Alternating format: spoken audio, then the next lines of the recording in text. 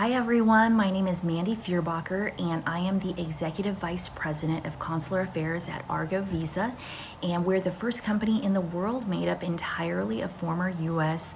government and immigration officials who have done tens of thousands of visa interviews at U.S. embassies and consulates overseas, and we're here to help you be prepared for this very stressful interview process.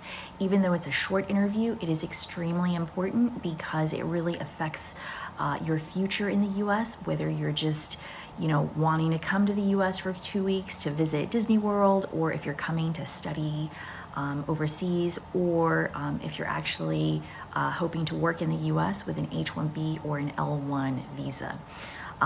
So there's been a lot of changes in the laws recently, and we're very well versed in those changes as well. So hopefully we're here to help you have smooth sailing on your U.S. visa interview process. So today I'm going to talk a little bit about a question that I get a lot from our Indian clients, Indian nationals who are applying for visas at the U.S. embassies in Mission, India, which includes New Delhi, Mumbai, Chennai, Kolkata, and also Hyderabad.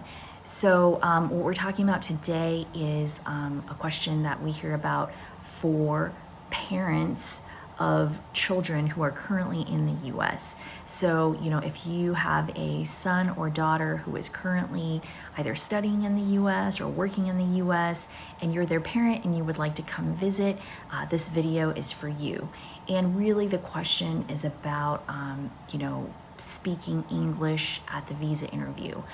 What I can say is that if you are a parent who is not comfortable speaking English at your visa interview and you're just going for tourism to visit your son and daughter, it is absolutely okay to speak your native language. This is something that's expected by consular officers. However, it is a good idea to ask for someone to translate if you feel like the consular officer is not really understanding you, or perhaps their Hindi or Gujarati is not that good. So it is a good idea to ask for a translator up front. Usually visa officers, even though we do get special language training before we travel overseas to work somewhere, sometimes we don't get language training, so we don't speak the local language.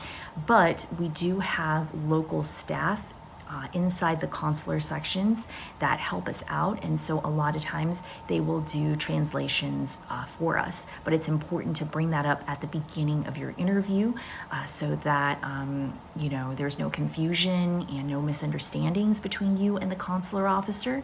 It's just a good idea in general to make sure that there's no miscommunication during this very important interview.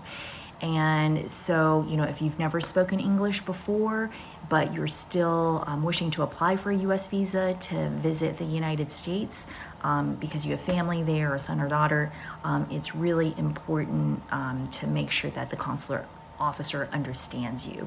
But of course, there's other things that you want to be aware of and how to be prepared as well. And for that, you should definitely sign up for a one-on-one consultation with an Argo officer or a former consular officer, so you can be very prepared for your interview.